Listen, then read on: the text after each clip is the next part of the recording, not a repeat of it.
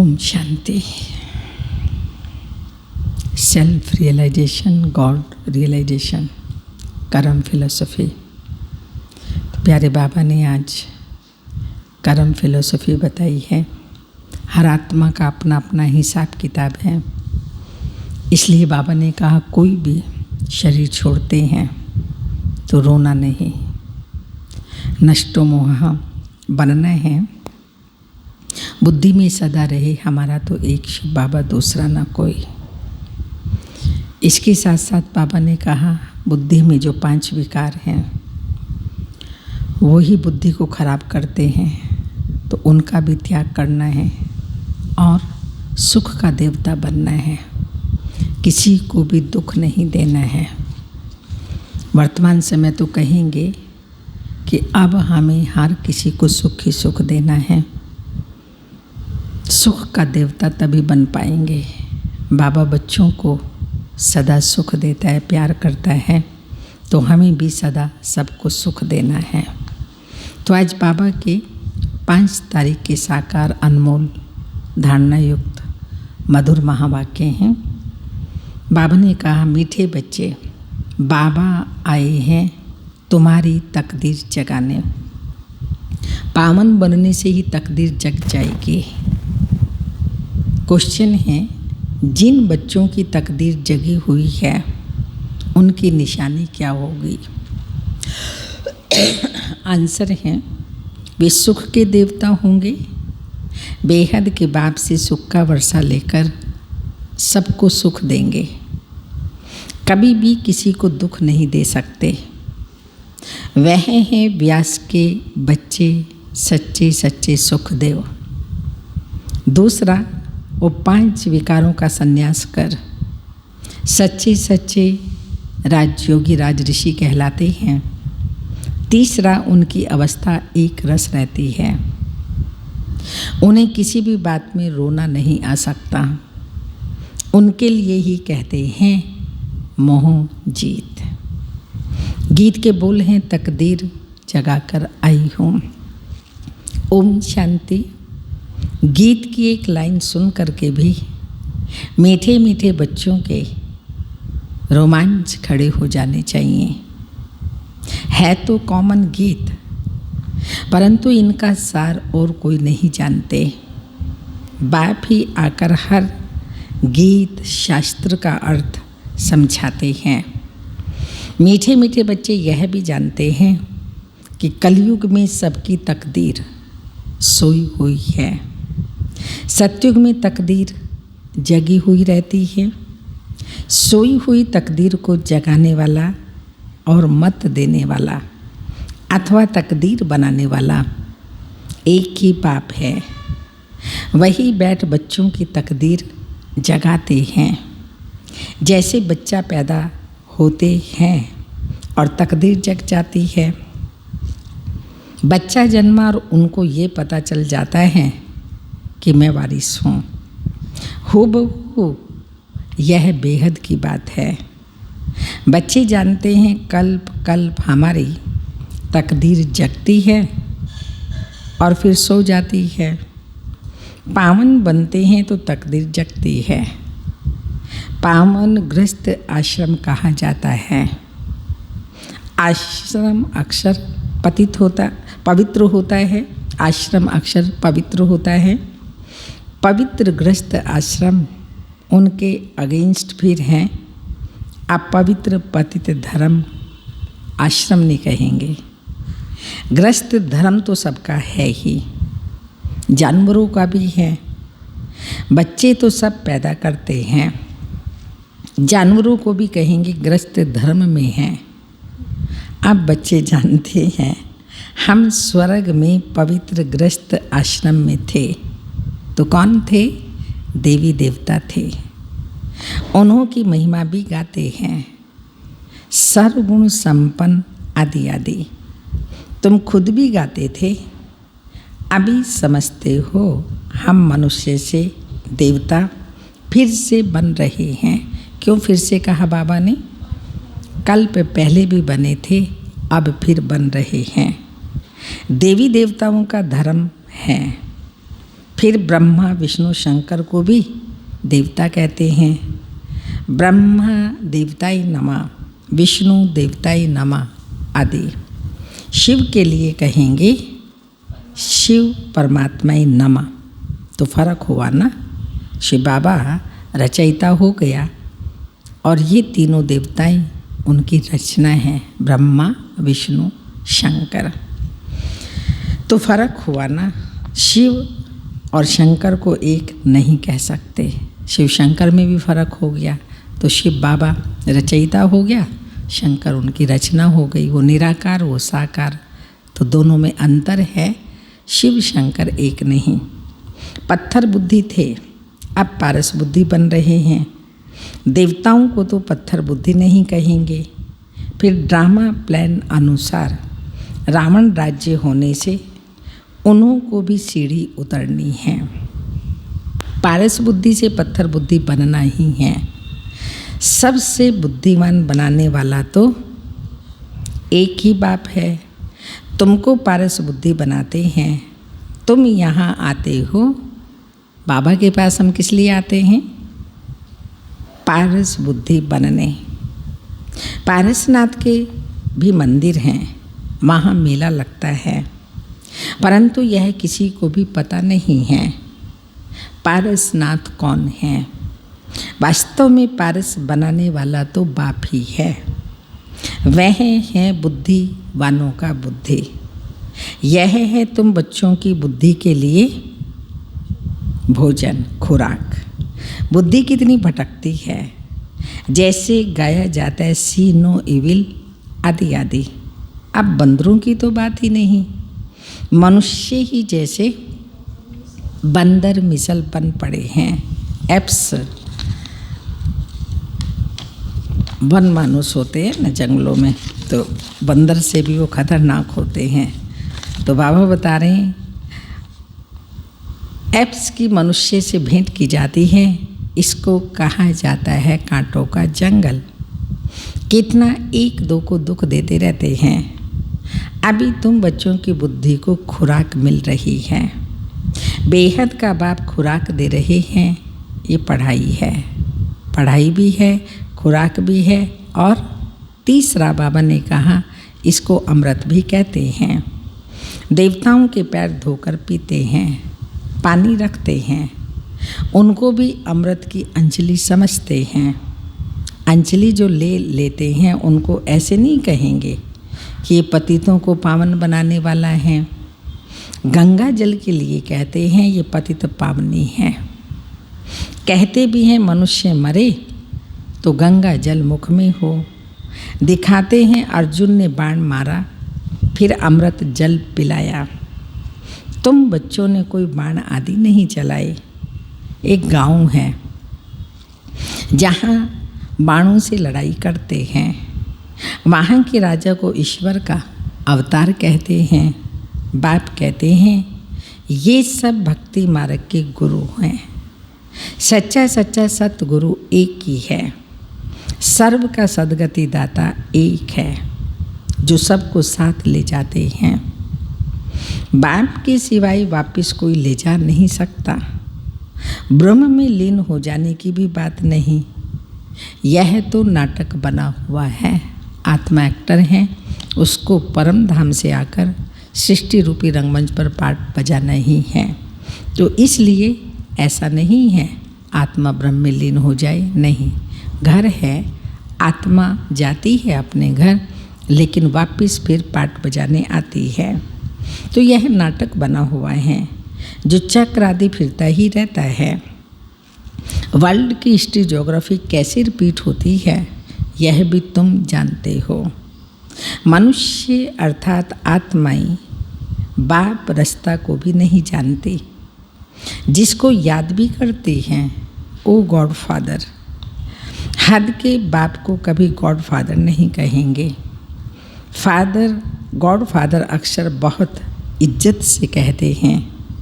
उनके लिए ही कहते हैं वह पतित पावन है, दुख हरता सुख करता है। पतित आत्माओं को सृष्टि को पावन बनाता है और जो दुखी हैं उनका दुख हर करके उनको सुख देता है। एक तरफ कहते हैं वह दुख हरता सुख करता है, और फिर कोई दुखी होता है, वह बच्चा आदि मर जाता है, तो कह देते हैं ईश्वर ही सुख दुख देता है। ईश्वर ने हमारा बच्चा ले लिया, ये क्या किया? ईश्वर को फिर गालियाँ देते हैं।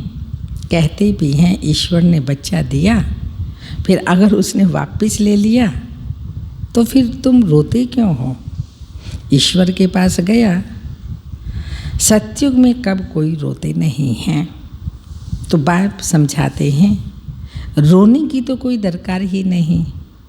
आत्मा को अपने हिसाब किताब अनुसार जाकर पाठ बजाना है। जहाँ से आत्मा गई शरीर छोड़ कर के, वो हिसाब किताब पूरा हुआ, और दूसरी जगह जहाँ उसको जाना है वहाँ उसका हिसाब किताब शुरू होगा। तो बाबा ने कहा इसमें तो रोने की आवश्यकता ही नहीं है। ज्ञान न होने के कारण मनुष्य कितना रोते हैं, जैसे पागल हो जाते हैं। यहाँ तो बाप समझाते हैं अम्मा मरे तो भी हलवा खाना, बाप मरे तो भी हलवा खाना, आदि आदि। अर्थात नष्टो मोहा बनना है। हलवा बना करके खाने की बात नहीं है, परंतु रोना नहीं, दुखी नहीं होना, उस आत्मा को और ही शांति के, प्रेम के, प्यार के, दुआओं के वाइब्रेशंस देना कि जहाँ भी ये आत्मा जाए अपनी दूसरी यात्रा सुख शांति से शुरू करे। हमारा तो एक ही बेहद का बाप है, दूसरा ना कोई। ऐसी अवस्था बच्चों की होनी चाहिए। मोहजीत राजा की कथा भी सुनी है ना। सतयुग में कभी दुख की बात नहीं होती, ना कभी अकाले मृत्यु होती है। बच्चे जानते हैं हम काल पर जीत पाते हैं। बाप को महाकाल भी कहते हैं, कालों का काल।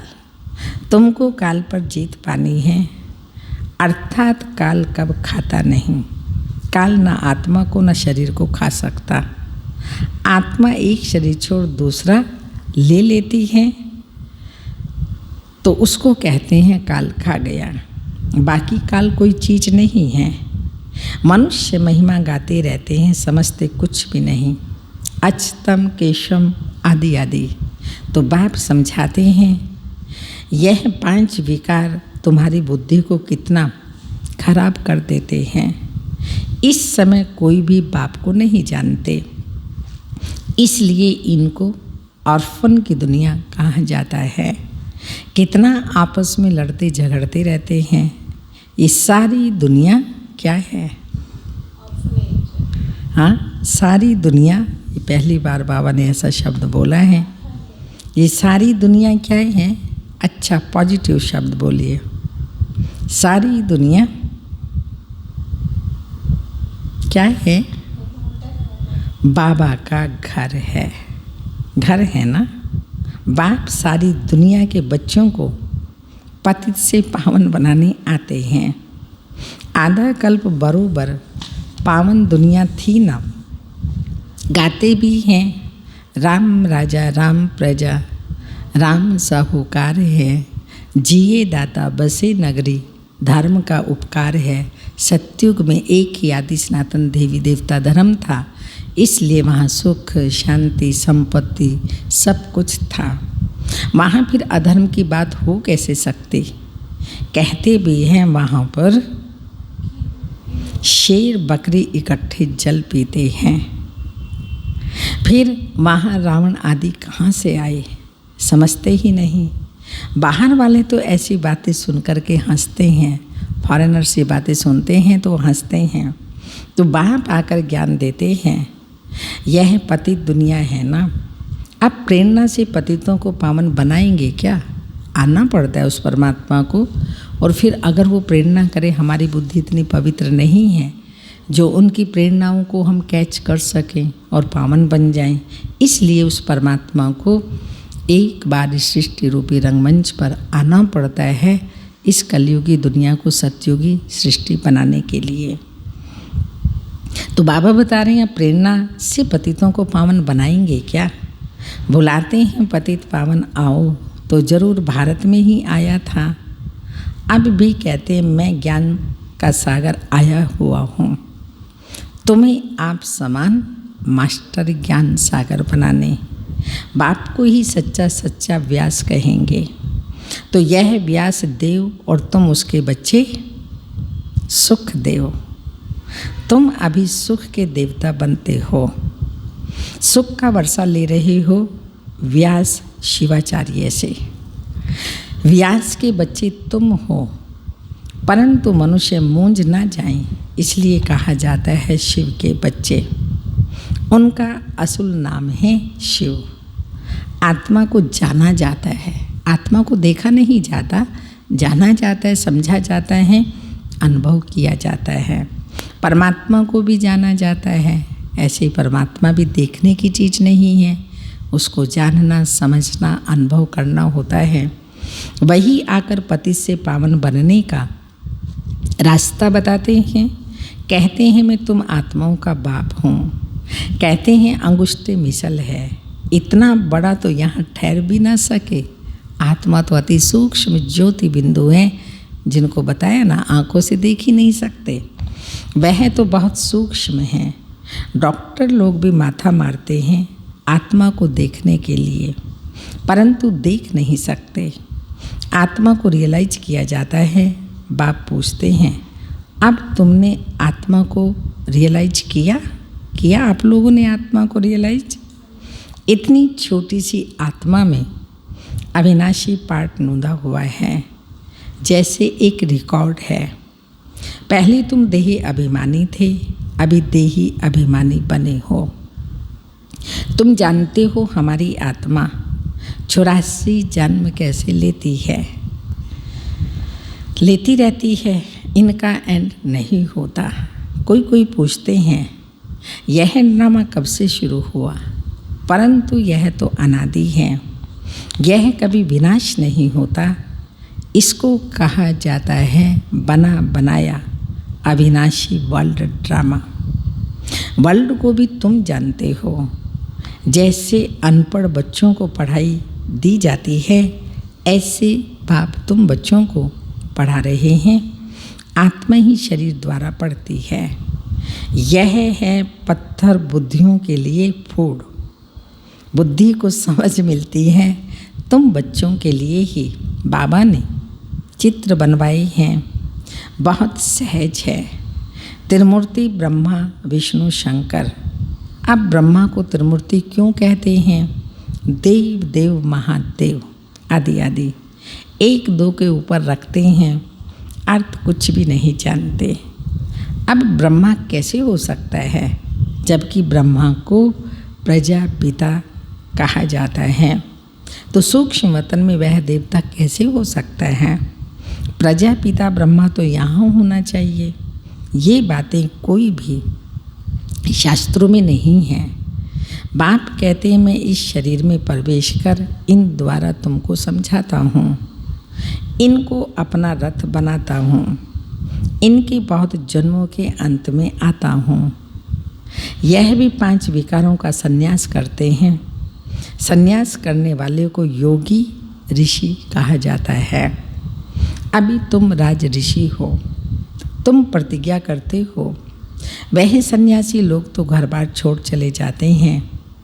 यहाँ तो स्त्री पुरुष इकट्ठे रहते हैं, कहते हैं हम विकार में कभी नहीं जाएंगे।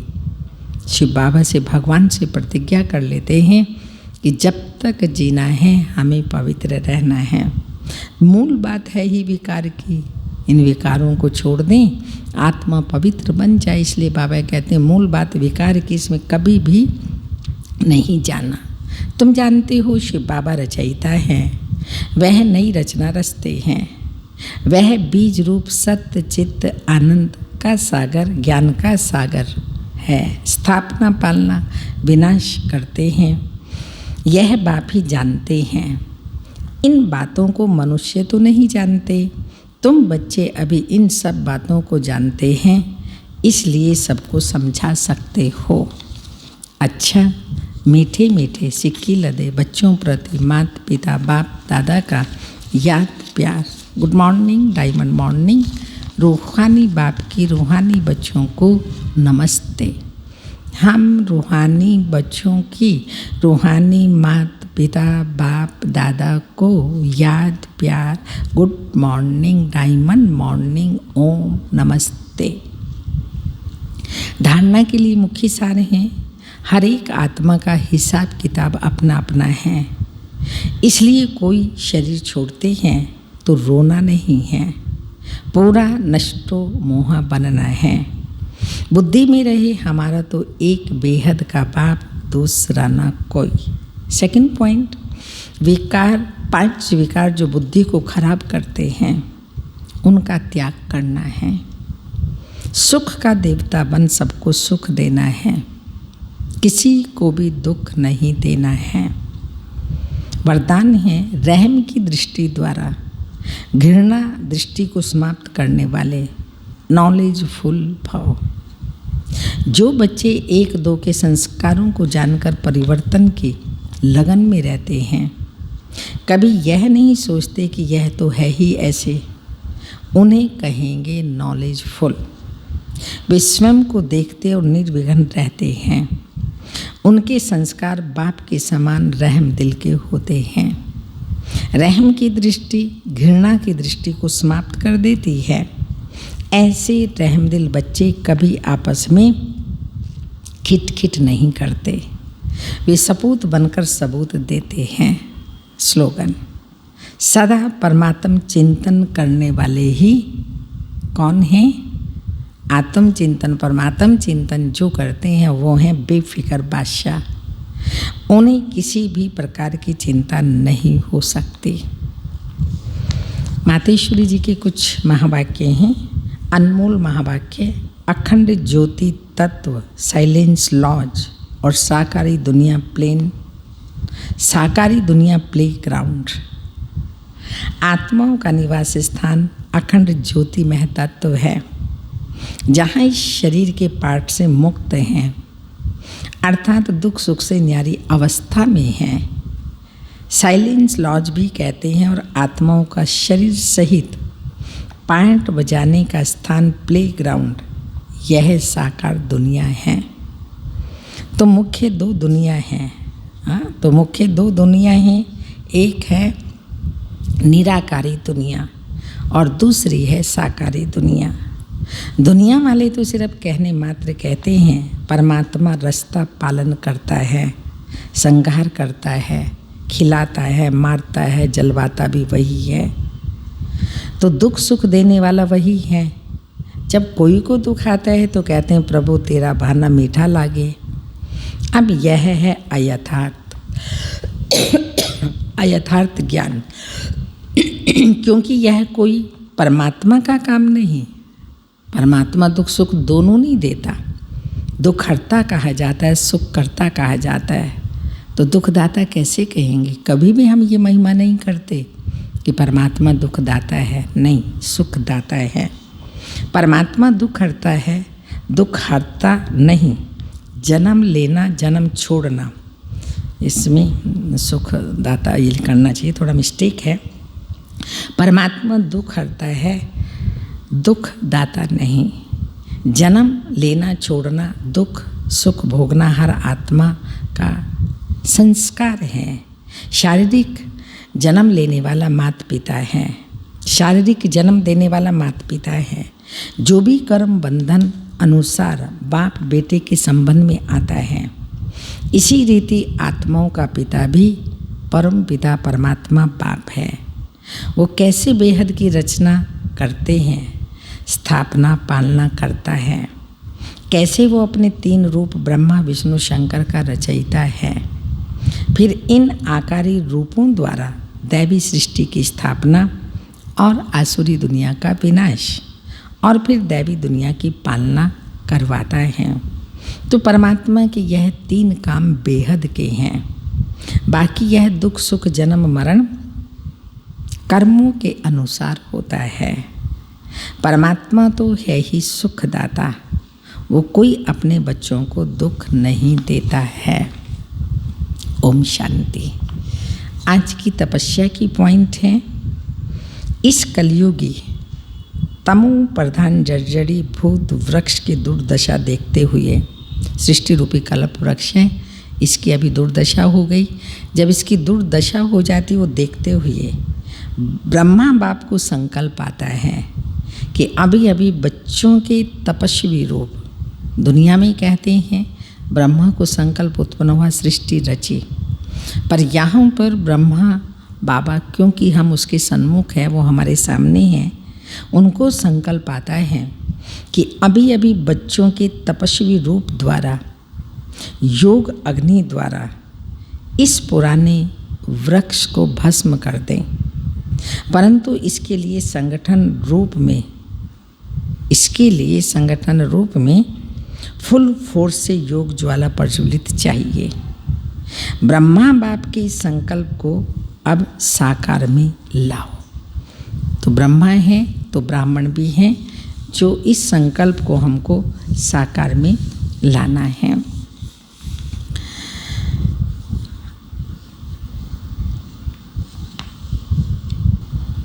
दीदी जी की शिक्षा है सदा अपने स्वामान में स्थित रहो, तो फरिश्तेपन की स्टेज दूर नहीं है।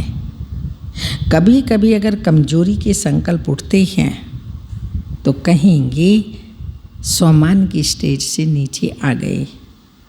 महारथी की मुख्य निशानी है, महारथी की मुख्य निशानी क्या है? फॉलो फादर और हर कदम श्रीमत पर चलना। तो जो स्वरूप बाबा हमारे से चाहते हैं वह अभी प्रत्यक्ष होना चाहिए। सदैव याद रहे, जैसा कर्म हम करेंगे मुझे देख सब करेंगे। हमें बाबा के दिल तख्त नशीन बनना है। अगर दिल कहाँ टुकड़ा टुकड़ा होगी तो क्या होगा? दिल टुकड़ा टुकड़ा होना माना कभी माँ को याद करे, कभी बाप को, कभी भाई को, कभी दोस्त को, कभी स्त्री को, कभी पुरुष को। तो कहते हैं ना, दिल के टुकड़े हजार हुए, कोई कहाँ गिरा कोई कहाँ गिरा। तो दीदी जी कह रही हैं अगर दिल का टुकड़ा टुकड़ा होगा तो बाबा स्वीकार नहीं करेगा। बाबा उस दिल को स्वीकार करता है जिस दिल में दिलाराम बाप बैठा है, वो बाबा का दिल है और बाबा का दिल माना हमारा दिल है। तो दिल के टुकड़े टुकड़े नहीं करने हैं, बस एक पाठ पक्का करना है, मेरा तो एक बाबा दूसरा ना कोई। ओम शांति।